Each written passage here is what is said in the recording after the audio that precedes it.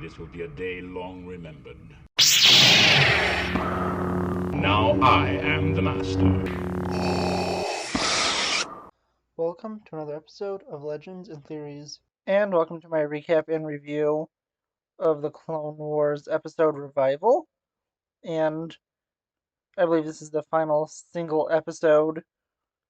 I will be reviewing. Everything else is going to either be a comic book adapting one of the episodes, a novel adapting one of the episodes, a novel I enjoy from the time period, or a series of episodes that make up an arc.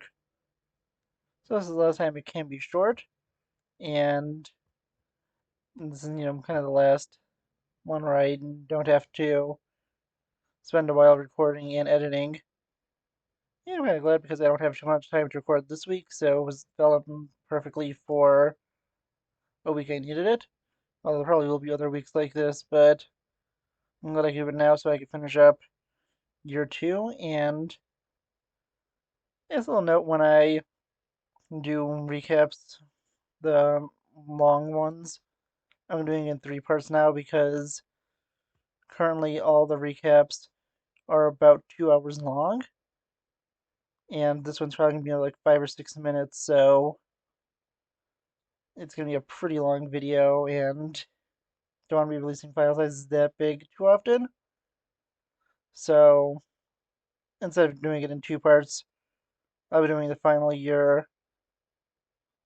It's gonna be in technically it's gonna be 4 parts because there'll be 3 parts for the basic stories and a final part for Revenge of the Sith.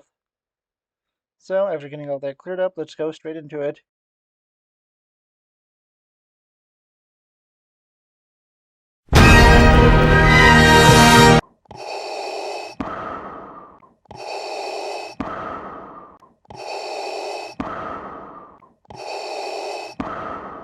The reborn Sith Lord Darth Maul continues to plot his revenge against Obi-Wan Kenobi and make himself a powerful player in the galaxy. Through this, he goes and, with his brother Savage Opress, leads a raid on a ship where they begin to cut through them to get credits to be able to hire an army to work for them. And after they do this, Savage has a disagreement with his brother, thinking they should be equals. Maul, knowing that he is the superior being, claims himself as the Sith Master and goes to teach his brother a lesson. After brutally beating him down, Maul has him affirm himself as his apprentice.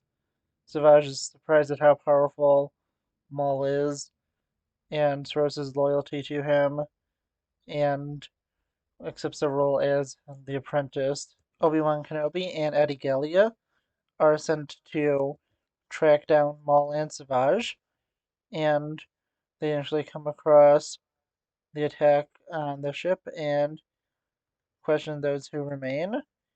After doing this, they begin to head towards Florum and the pirates there. Above Florum, Maul goes and contacts the pirates and convinces them to betray their boss, Hondo Ohnaka, and work for him. The pirates easily agree, just wanting to get a good payday. Maul does this and goes down to Florum to go and convince others to join up with him. Going down to the planet, he contacts Hondo, telling him it would be a good idea for Hondo to swear his loyalty to him. Hondo refuses and prepares to defend against Maul, but with his defenses being devastated recently by the Separatist forces led by General Grievous, he knows he stands very little chance. Obi-Wan Kenobi, though, is quick on the trail of Maul and reaches for him. He manages to contact Hondo, and Hondo pleads for Obi-Wan's help as the attack begins on his facility. Obi-Wan agrees to help and goes to take out Maul and Savage with the help of Master Gallia. Almost immediately upon landing, Obi-Wan and Master Gallia are attacked. Obi-Wan takes on Maul as Gallia takes on Savage. The battle continues until Savage manages to ram into Gallia and finishes her off. Now Obi-Wan is left to fight against both of them and goes to retreat with Hondo and the pirates that remained loyal to him. Getting into the compound, Obi-Wan tells them to go set up a stronger defense and he will go deal with the Sith. Hondo easily agrees to this, not wanting to face Maul and Savage, and goes off to the side.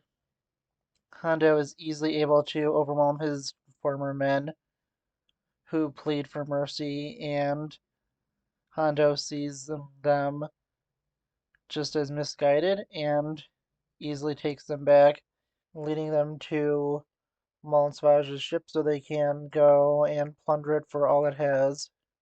Obi-Wan is doing poorly against both until the pirates come and actually give backup. Through this, they are able to damage one of Maul's mechanical legs and remove one of Savage's arms. The two are forced to retreat to their ship, which takes off, but Hondo's forces are easily able to take it down. Maul and Savage do manage to escape, but are presumed dead in the wreckage as Hondo goes to loot it with his men. Obi-Wan is troubled and takes Master Gallia back to Coruscant for her funeral.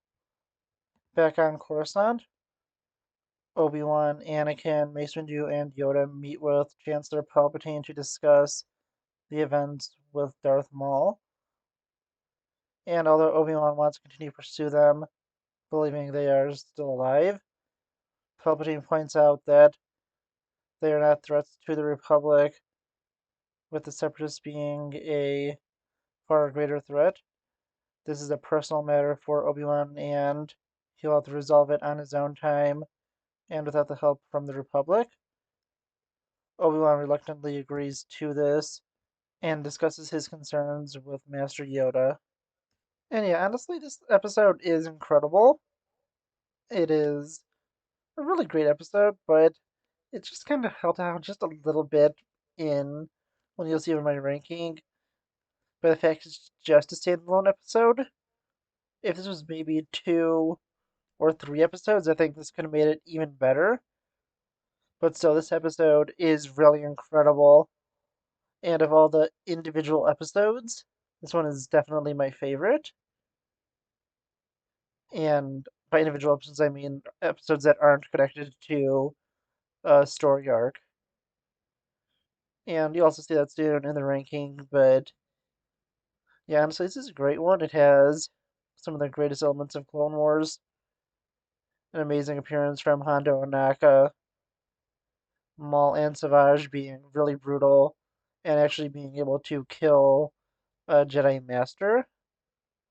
Obi-Wan is sort of on the back end for this entire fight, is being beat down, but Obi-Wan is always great to see, and him being in a true losing scenario where there's no real way for him to outsmart his enemies besides being able to get assistance from the pirates is a pretty interesting one since Obi-Wan typically, when outmatched, manages to outsmart his enemies, seen most famously when he defeats both Maul and Anakin. And yeah, honestly, as I said, I really enjoy this one. They do a great job with the story. It really is interesting to watch, and I just have a lot of fun with this one. As I said, Maul's return is truly incredible, and although a lot of people do turn out to be not dead now in Star Wars. This was really the first time, and it really was just a really well told story. Maul is really well written and seems to be a genuine threat, although we all know that he is nowhere near as powerful as Sidious, which we'll be looking at in the next one, which will be the one where Maul takes over Mandalore. That should be next week. I can't 100% guarantee that, mainly because I'm not too sure how busy I will be. I'm actually recording this Thursday night, because I know I'm not going to have time to record on Friday. So I don't even know what my work schedule will be for next week. And yeah, I hope to get one out next week. And the reason that this isn't connected to those is not only because the story is not really connected, because I feel like you could get away with putting them together, as opposed to just have one slightly longer video. But the main reason is because these were actually, when I checked the timeline for my listing of the episodes, because I do have a list just to make sure I have them in the correct chronological order. This was set to take place in the second year of the Clone Wars, and the Mandalore storyline takes place in the third year. So there's at least a little bit of time, although technically it could just be, a few days or even, a couple of hours in between these, since that could all that be all that separates one year from another one, as you would know, on basically every New Year's Eve. And honestly, yeah, I really do enjoy it. I'll also take a look at my ranking, and I give it a ranking of 96.4, which puts it just in between ARC Troopers and the Onderon arc. And that is, honestly, I think where it goes perfectly. It is the highest rated individual episode, although obviously, as you can see, there are other episodes above it. And the main reason that I just put it there is it's like felt like that's where it would belong. It is nowhere as great as some of the arcs, but still is better than basically everything else below it. And I do think it is close with the Onderon one, but I just enjoy them all that little bit more, which pushes it slightly above it. And as you can see, also, if you look at it, it's one of only 3 individual episodes that are making it on here. That being, of course, Revival, also the episode Rookies and Clone Cadets. Those are the only ones in the 90s, and I think those 3 definitely deserve to be up there.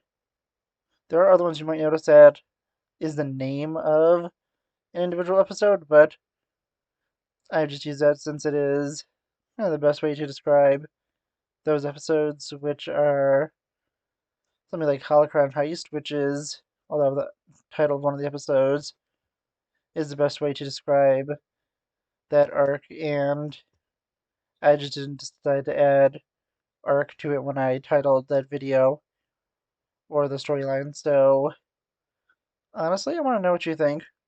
How would you rank this episode? Please let me know in the comments, and I'll see you on the next episode of Legends and Theories. Thank you for watching this episode of Legends and Theories. Please subscribe, like the video, share the video, leave a comment, check out the video on screen, and may the Force be with you.